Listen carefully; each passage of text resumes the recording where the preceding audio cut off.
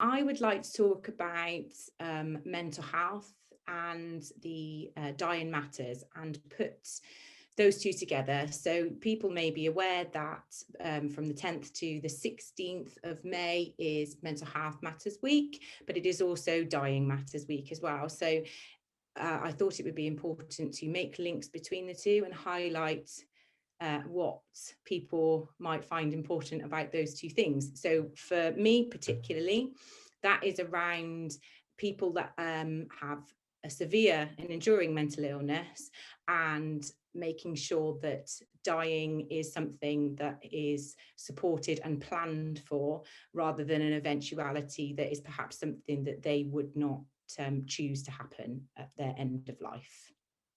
People don't realise the links between younger people with severe mental illness dying and not planning for end of life or what is important to them.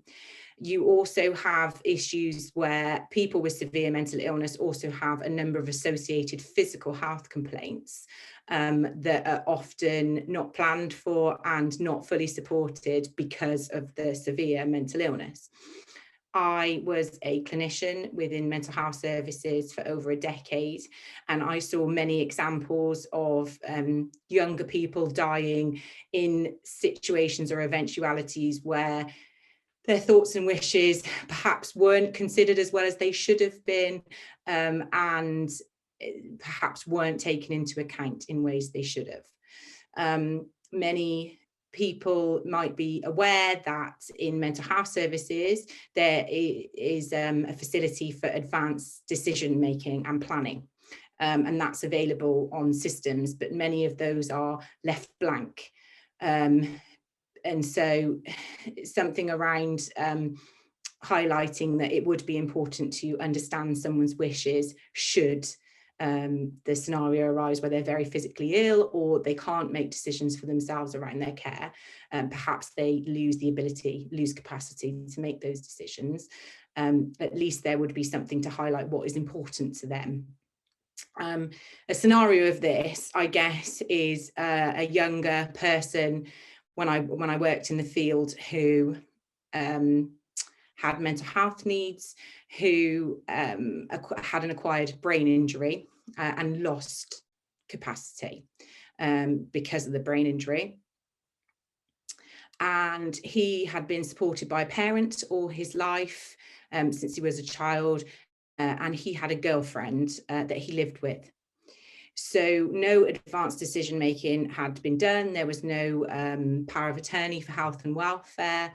And the gentleman wasn't able to make decisions about his care going forward, but professionals were suggesting that he would require a high level of care.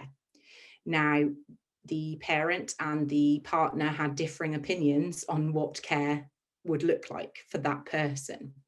Because neither had been given a appointee on a power of attorney, they could only express what they thought might be important to the gentleman, but they weren't able to support any decisions legally. And so as a result, it created a lot of unrest and dispute between the family and the partner. And the gentleman's care was navigated by professionals with what they believed was his wishes and listening to the family. So in that scenario, that gentleman perhaps didn't get his wishes clearly expressed as he would have done had that been documented or had there have been a legal document. And I guess that scenario might sound far-fetched, but it's more apparent than what people realise. My generation, my age group, we don't tend to forward plan. I think there's a lot of stigma around millennials, and one of the things is that we don't plan for the future. So that's something that I would actively like to change, because I think we should be planning for the future and our wishes should be made very clear should we become physically, mentally ill. And, you know, we're all going to reach end of life at some point. So it's much better to plan and to make sure the things that matter to us are there for that end of life journey.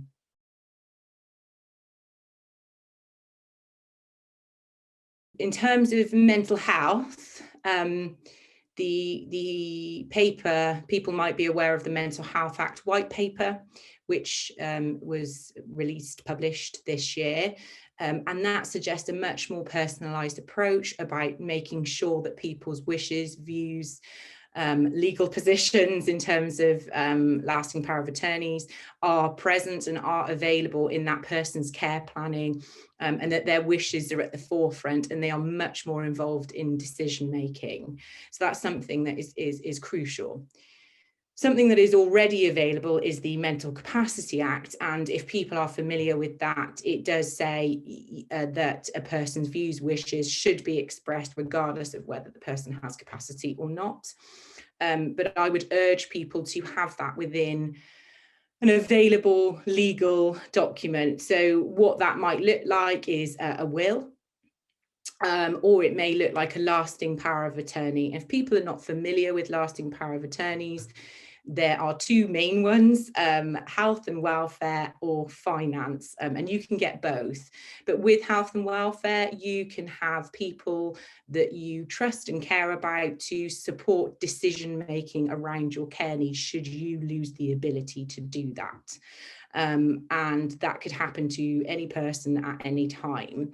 So it means, you know, for that gentleman that I was talking about, for him, if there was one in place, it means that his parent and his partner could influence care decisions about his care going forward, and maybe would have prevented disputes between families and professionals. The other document that I mentioned, lasting power of attorney, was finance.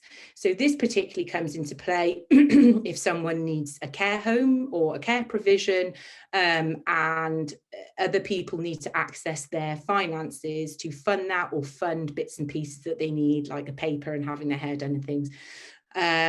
If that finance lasting power of attorney is not available, it makes it very tricky for family, loved ones, friends to be able to access financial resource for the person to have their care needs met. So if you just, you can just Google those. I believe you can do them yourself. A solicitor advised me earlier this week. So if you're savvy, you can access them yourself. But I would really urge people to look at those and to plan for the future.